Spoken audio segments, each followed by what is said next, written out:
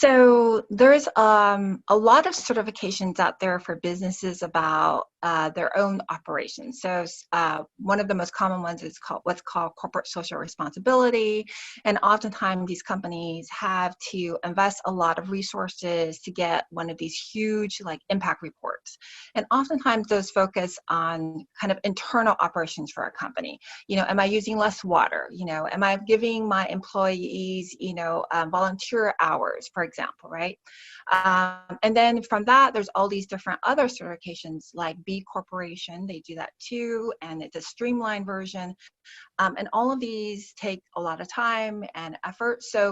And that's great because it's about looking inside your company, how you're operating and improving. For us, what we focus on is, I think what consumers want to know is, how are you providing an impact to your community? And that could be an impact in terms of giving directly in donation to a charity organization, or maybe you're providing in-kind services in some way, or maybe you've just decided, I'm going to make everything, renewable energy. So we focus specifically on those positive activities. And how we've structured it is we've identified all these different types of features or positive activities. And we so we created this ranking or assessment criteria. We call it social good optimization data assessment tool. And it looks at, I would say, hundreds of different features that a company would focus on. And then we rank it based on meeting a minimum criteria. In order to help us, because we didn't want to be just ourselves, one of my goals is to match it to the UN Sustainable Development Goals. Because that is what the the United Nations Sustainable Development Goals is focused on, every aspect of how we are improving as a society. And so our goal is to match how a business activity gives to achieve those development goals. And the idea is to show the positive impact all these businesses are making in the world. So it's an algorithm we look at. We have these basic, like I said, hundreds of different features. Our algorithm is based on, do you meet so much in giving back? Like maybe your focus is giving back to the community, and your passion isn't necessarily about the environment. That's okay. Like one of the things I realize is every business has their own purpose and mission.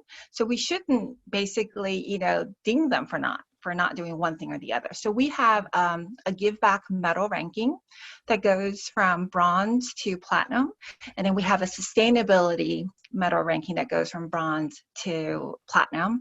And there are some companies, and this takes years, by the way, the companies who meet both, who are able to give back to the community and also adopt sustainable practices, those are companies I'd give what's called a social good medal, because they are focusing their effort on all these different things.